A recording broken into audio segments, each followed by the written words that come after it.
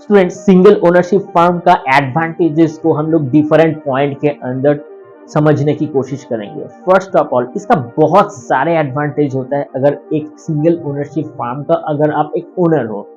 तो आइए एक एक के बाद हम लोग देखते हैं कि इसका एडवांटेजेस क्या होता है। First, easy to start and write off. आप अपना अगर छोटा एक बिजनेस स्टार्ट कर रहे हो, अगर सिंगल ओनरशिप में है, तो कभी भी आप इसको चालू कर सकते हो। कभी भी आपका मन नहीं होता है, अगर आपको बिजनेस भाता नहीं है, तो आप मन नहीं लगता है, तो आप इसको राइट ऑफ भी कर सकते हो। मतलब ये टोटल डिसीजंस आपके हाथों में ही होता है।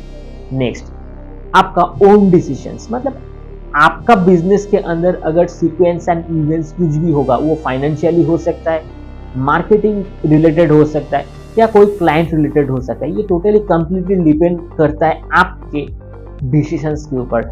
इसके लिए किसी से वैलिडेशंस लेने का जरूरत नहीं होता है। Next, completely freedom.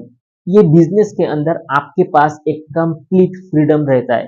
किसी से भी आपको परमिशंस लेने का जरूरत नहीं होता है। कोई आपको जजमेंट नहीं दे सकता है। आपका प्रॉफिट कम भी होता है, ज्यादा होता है, ये टोटली डिपेंड्स आपके ऊपर करता है। तो ये आप डिसीजन ले सकते हो, और इसका पूरा फ्रीडम जो है ना, तो आपके ऊपर ही होता है।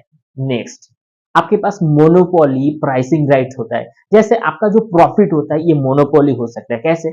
अगर आप जो सर्विस या प्रोडक्ट मार्केट में बेच रहे हो, अगर वो यूनिक टाइप का है और बहुत ज्यादा जरूरतमंद का है, तो लोग उस सर्विस या गुड्स को पाने के लिए आपको थोड़ा एक्स्ट्रा पैसा भी देगा। मतलब आप 100 का सामान को आप इजीली 160 रुपए या 165 रुपए में बेच सकते हो। तो आपके पास ये फ्रीडम रहता है कि आप इजीली उसको बेच सकते हो, आपका प्रॉफिट मैक्सिमाइज करके। फाइनली, आपके पास जो एक्सपीरियंस होता है, ये एनहांस होता है टू अर्न द एक्सपीरियंस। अब जब छोटे से एक बिजनेस को आप खुद रन करते हो, तो आपको शुरू शुरू में बहुत ज्यादा डिफिकल्टीज आता है। आप ठीक से उसको ऑपरेट नहीं कर पाते हो, क्योंकि उतना एक्सपीरियंस नहीं होता है।